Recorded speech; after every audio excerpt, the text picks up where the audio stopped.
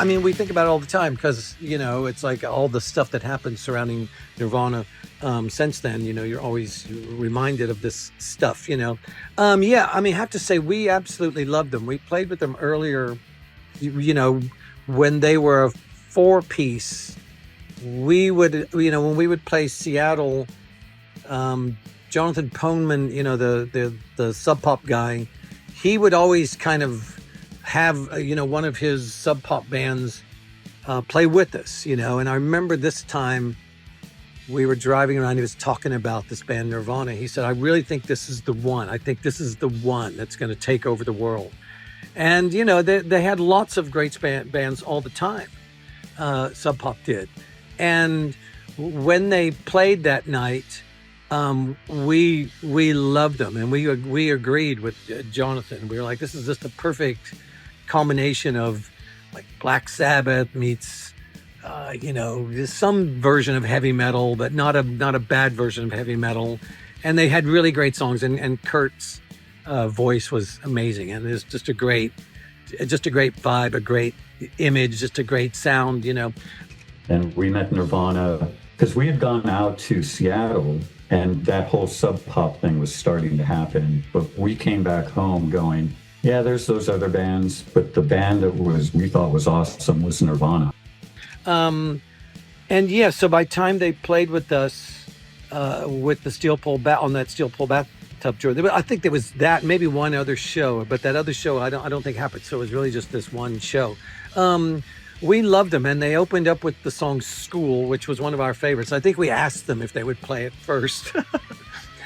Kurt never really talked. I think, he was always, I mean, every time that we were around them, it was always, everybody was too cool for school, which is fine.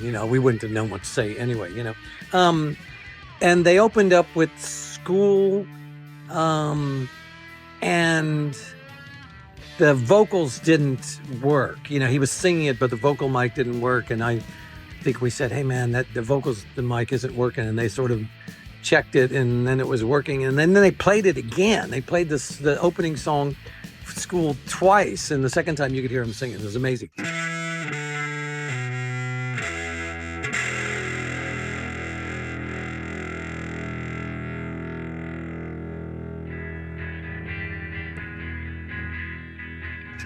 To me, I mean, all those sorts of things, everybody that plays music could easily stumble upon the simple things that I've stumbled upon without it being listening to us. I mean, I don't think of things like that. If you like the songs, and you can, that the human brain wants to see similarities in everything. So no, I mean, I never thought of it like that. I mean, were they influenced by the Flaming Lips? Probably not. I mean, you could see their thing was just heavier and simpler, and we were especially then, we were much more amateurish and freaky, and we embraced noisy things a lot more than they did. But we loved them, and we absolutely loved them. Yeah, and we're so glad that they took over the world.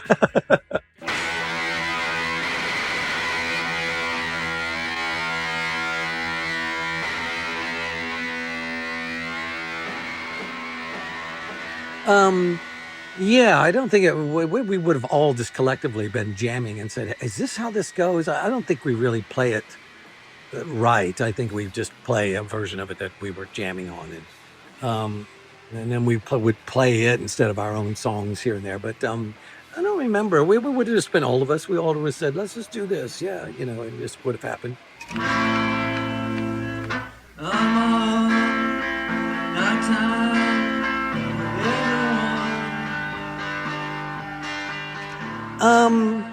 They were set to play Lollapalooza, the same one that we played on. I think that was one of the reasons why we really wanted to play Lollapalooza, because they were going to be the big band, and then Kurt, shot himself. And so all that sort of changed. And so all that sort of just heightened,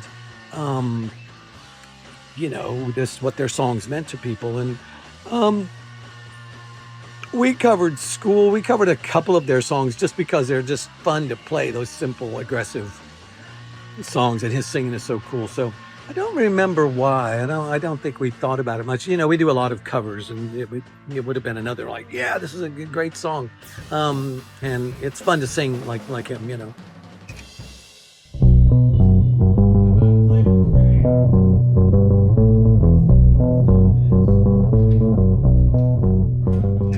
Not for me personally. I mean, I do remember, but there was a lot of other people there as well, and so these things are kind of chaotic, and you know, you don't really get a moment to take it all in and think about it too much, you know.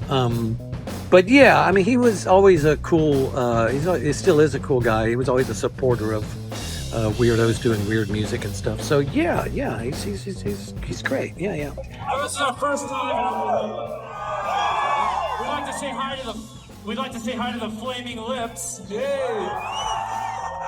One of the reasons I said hi to the Flaming Lips was because we played in Springfield, Illinois once in front of 4 people, and those 4 people were the Flaming Lips.